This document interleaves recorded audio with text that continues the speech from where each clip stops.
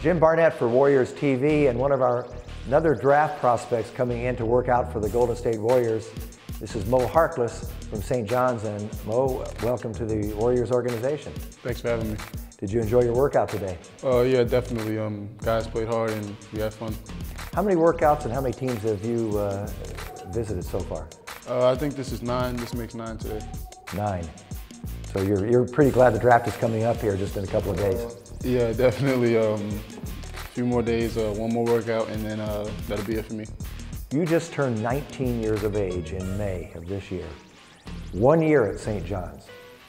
Tell me, what was the main reason that you opted to come out and forego any other college years and come out to the NBA draft right now?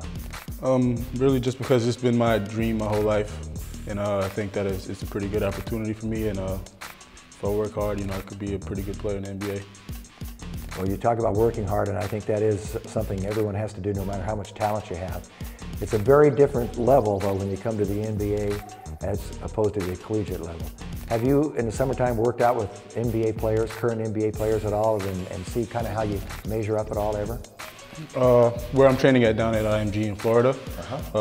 Recently a few guys came down, Derek Character and Larry Sanders. Most recently, we played pickup and stuff like that. I played pretty well against them, and I think I'll be fine. Ever since season was over and I left school to go start training, I've been working harder than I ever worked in my life. Been working out like 4 times a day, every day. It's crazy, I got to keep working hard. That IMG center you're referring to, I understand you worked out for 15 straight days. You didn't even take the weekend off to go visit back home. Oh no, this is a real important time in my life, and I realized that, so I got to make some sacrifices. When you're thinking about playing in the NBA, and you're talking to a general manager or a head coach or whomever, and they ask you, what is your greatest asset? What can you bring to an NBA team? What would that be? I think right away, most importantly, I could just bring energy to any team. And a guy who wants to play hard and win games. I'm a competitor, so I'll do pretty much whatever it takes to win. And I'm real versatile, so I can do different things on the floor. I can play at least 3 different positions. When I'm guard different positions, I can get to the basket, I can rebound, I can shoot, I can defend.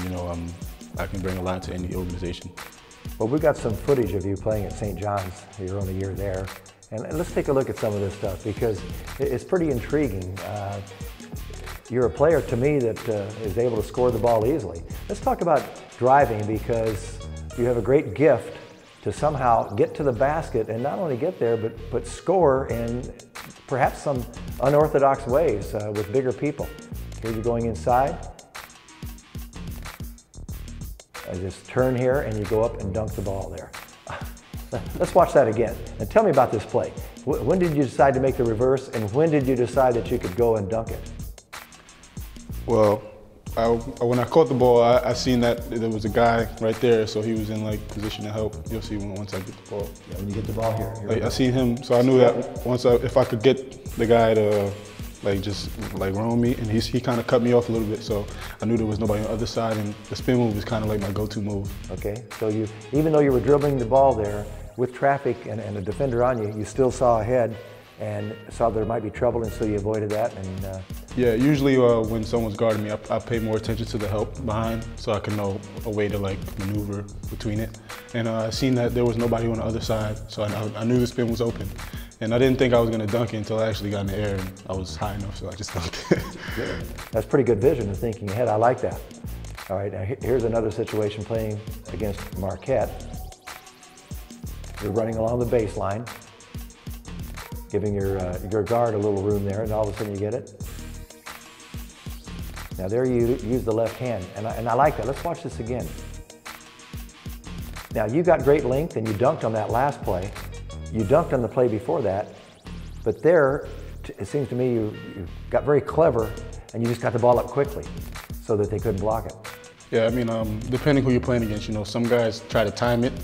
So I think me switching to using my left hand instead of trying to dunk the ball, it kind of threw the defender off, and I got an easy basket. Yeah, you beat him to the rim that way. Okay. All right, here we go against Pittsburgh. You had a good rebounding game. Well, you led the team in rebounding. Here you're looking at somebody, and that's an interesting move right there, because I didn't think that you were by the guy, but somehow you're clever enough to get inside. If we can watch that again, if we can run that one back. And let's stop it right here. Okay, now let's stop it right here. So a moment ago you told me you always look ahead to see where the defense is. So obviously you made a decision, you're going to go baseline here. Yeah, because it's congested in the middle. And you used a little body strength there to get it up. All right, let's just keep going ahead here. Oh, that felt good, didn't it? Yeah, that felt pretty good. That came pretty easily for you. Yeah, you have an ability to get to the basket and score underneath in a variety of ways, it seems to me. And it doesn't seem like you have too much trouble scoring over bigger men, because you out-quick them a little bit.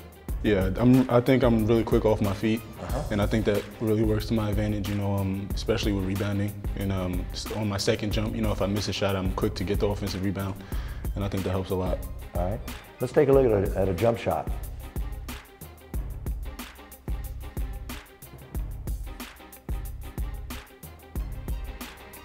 Okay, you're there at the top, coming into the free throw line area, high post, go to baseline, okay. No hesitation at all there. He just went and took that little jump shot. Here's another one. Playing against Pitt again here. You're giving your teammate room to operate, and then you're moving without the ball. That's good. Go to that same spot towards the left baseline. From that jump shot, it seems to come very easily for you. Just kind of a little step back, and you're not getting very high off the floor, but you're just getting it out of your hands nice and smoothly. I mean, I've been working on like my mechanics all year, you know, with Coach Dunlap and Coach Rico. They kind of helped me change the way my form was, you know, and I feel like it was a good adjustment. And now I get the ball out a lot easier. And since I'm tall and I have such a high release, it's pretty hard to block my shot. Yeah, you worked out with Rico Hines, who was a former Warriors coach here and now at St. John's. And you mentioned Mike Dunlap. It's interesting because now he's the head coach of the Charlotte Bobcats. Yeah, both of those guys had NBA experience while I was at St. John's, and you know that was great. You know, those guys they work hard and they're always willing to work with you. Mike Dunlap worked for George Karl, and George Karl really spoke highly of him about his defensive capabilities. What kind of defender are you going to be in this league, do you think? And can you go out? You played the power forward spot because you needed to. You kind of had a slim roster at St. John's, but at 6'7" to 6'8". You led the team in rebounding. Different going out and playing a small forward. Do you see yourself as a small forward, more of a power forward now and going to the NBA?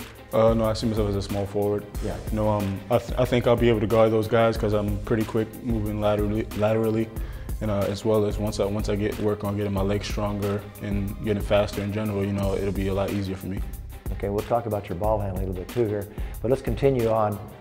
All right. Against Syracuse, playing the high post, they're playing the zone defense. So you get the ball there. Okay, you value your dribble there. You didn't waste it, didn't get in trouble. That shot came pretty easily. How come that guy gave you that shot? I mean, I guess the scouting report was to stay back. You know, I caught a lot of catches in the high post, and I really liked that shot. So I don't know why he gave me that shot. Yeah, that was a nice invitation, wasn't it? That was an easy one for you. I held the ball because I was waiting for him to come and play defense, but he just didn't. He didn't. All right. Against Duke, by the way, you had 30 points against Duke. You had a heck of a game. Yeah, you know, I really wanted to win that game. And had to be exciting going down there and play for you, wasn't it? Yeah, definitely. Nice little spin move and got the shot off.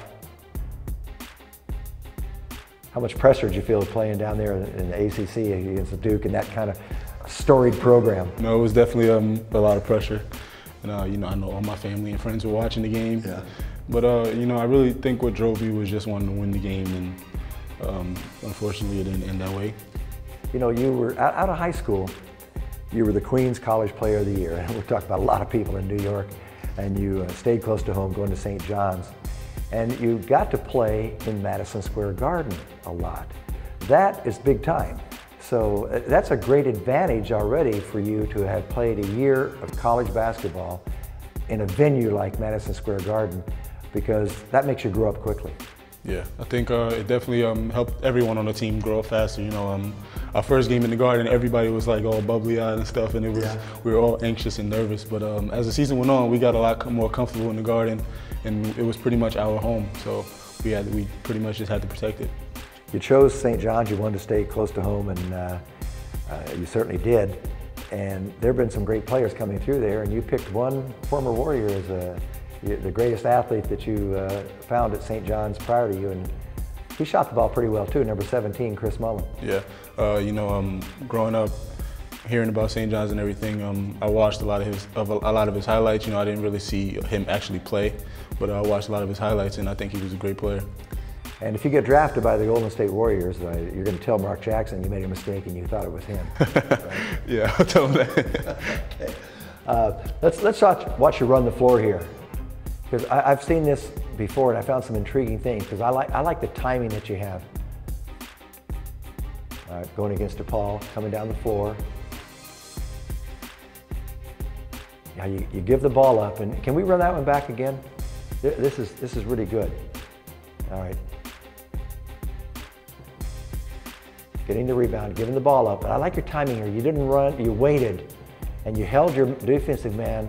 You're aware of where your defensive man was, and you kind of kept him on your backside? You know, when I was running up, I felt him behind me, so like at the last moment, I just gave a little extra speed, and then, because I seen the floor open up, because the guy ran out to the guy I passed the ball to. Yeah, fast and then faster, and then that opened it up for you, okay? You know, after I passed the ball to Phil, my point guard, everybody kind of rotated over to him, and nobody was looking at me. Right. And so I just figured I'd just dive right through the middle and see if I got anything, and it kind of opened up, and he saw me. Yeah, I like this. You're reading the defense extremely well here, and that's something you know. Sometimes you can't teach that. It seems to be instinctive with you. I think my basketball IQ and my instincts helped me a lot this year, because it gave me a lot of easy baskets like that one, and I think that'll be important at the next level.